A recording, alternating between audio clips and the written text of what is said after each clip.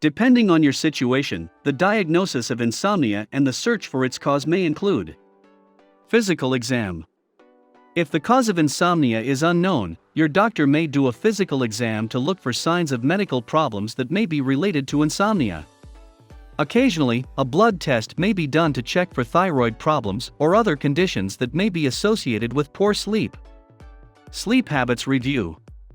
In addition to asking you sleep-related questions, your doctor may have you complete a questionnaire to determine your sleep-wake pattern and your level of daytime sleepiness. You may also be asked to keep a sleep diary for a couple of weeks. Sleep study. If the cause of your insomnia isn't clear, or you have signs of another sleep disorder, such as sleep apnea or restless leg syndrome, you may need to spend a night at a sleep center. Tests are done to monitor and record a variety of body activities while you sleep, including brain waves, breathing, heartbeat, eye movements, and body movements. Changing your sleep habits and addressing any issues that may be associated with insomnia, such as stress, medical conditions, or medications, can restore restful sleep for many people. If these measures don't work, your doctor may recommend cognitive behavioral therapy, medications, or both, to help improve relaxation and sleep. One of the available options is the cognitive behavioral therapy. It can help you control or eliminate negative thoughts and actions that keep you awake, and is generally recommended as the first line of treatment for people with insomnia. Typically, it is equally or more effective than sleep medications. The cognitive part of the cognitive behavioral therapy teaches you to recognize and change beliefs that affect your ability to sleep. It can help you control or eliminate negative thoughts and worries that keep you awake. It may also involve eliminating the cycle that can develop where you worry so much about getting to sleep that you can't fall asleep. The behavioral part helps you develop good sleep habits and avoid behaviors that keep you from sleeping well. Strategies include, for example, stimulus control therapy. This method helps remove factors that condition your mind to resist sleep. For example, you might be coached to set a consistent bedtime and wake time and avoid naps, use the bed only for sleep, and leave the bedroom if you can't go to sleep within 20 minutes, only returning when you're sleepy. Relaxation techniques. Progressive muscle relaxation, biofeedback, and breathing exercises are ways to reduce anxiety at bedtime. Practicing these techniques can help you control your breathing, heart rate, muscle tension, and mood so that you can relax. Sleep restriction. This therapy decreases the time you spend in bed and avoids daytime naps, causing partial sleep deprivation, which makes you more tired the next night. Once your sleep has improved, your time in bed is gradually increased. Remaining passively awake. Also called paradoxical intention, this therapy for learned insomnia is aimed at reducing the worry and anxiety about being able to get to sleep by getting in bed and trying to stay awake rather than expecting to fall asleep. Light therapy. If you fall asleep too early and then awaken too early, you can use light to push back your internal clock. You can go outside during times of the year when it's light outside in the evenings, or you can use a light box. Talk to your doctor about recommendations. Your doctor may recommend other strategies related to your lifestyle and sleep environment to help you develop habits that promote sound sleep and daytime alertness. The second option we have is the prescription of medication. Prescription sleeping pills can help you get to sleep, stay asleep, or both. Doctors generally don't recommend relying on prescription sleeping pills for more than a few weeks, but several medications are approved for long-term use. Examples include Esopiclone, Lunesta; Ramelteon, Rosarum; Zaleplon, Sonata; Zolpidem, Ambien, Edliur, Intermezzo, Zolpimist.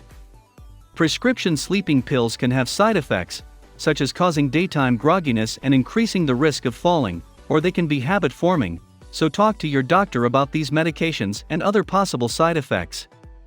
The third option, we have concerns over-the-counter sleep aids. Non-prescription sleep medications contain antihistamines that can make you drowsy, but they're not intended for regular use. Talk to your doctor before you take these, as antihistamines may cause side effects, such as daytime sleepiness, dizziness, confusion, cognitive decline, and difficulty urinating, which may be worse in older adults. Let's now take a look at some less invasive options about your lifestyle and home remedies. No matter what your age, insomnia usually is treatable. The key often lies in changes to your routine during the day and when you go to bed. These tips may help. Stick to a sleep schedule. Keep your bedtime and wake time consistent from day to day, including on weekends. Stay active.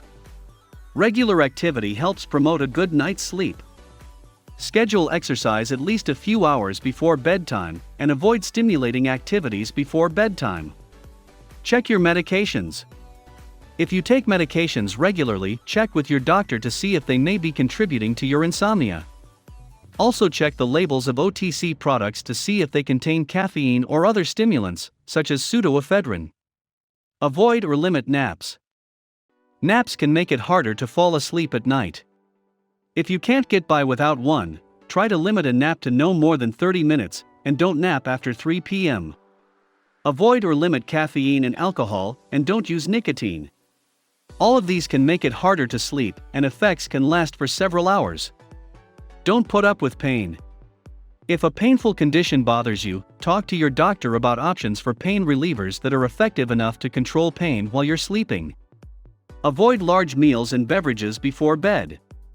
A light snack is fine and may help avoid heartburn.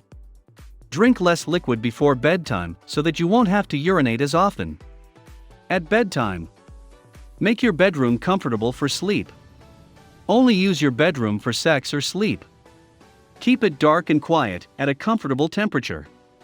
Hide all clocks in your bedroom, including your wristwatch and cell phone, so you don't worry about what time it is.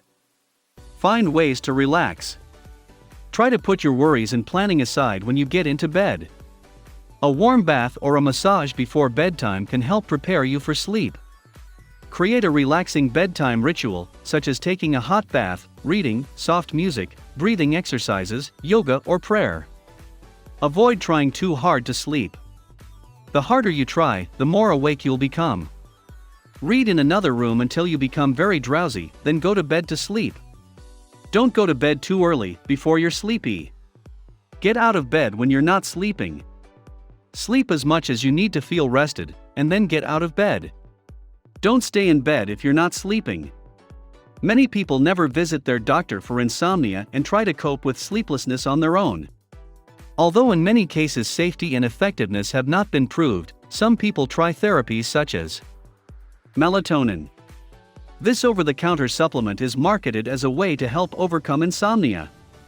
It's generally considered safe to use melatonin for a few weeks, but no convincing evidence exists to prove that melatonin is an effective treatment for insomnia, and the long-term safety is unknown.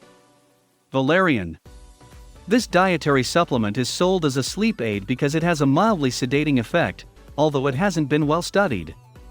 Discuss valerian with your doctor before trying it.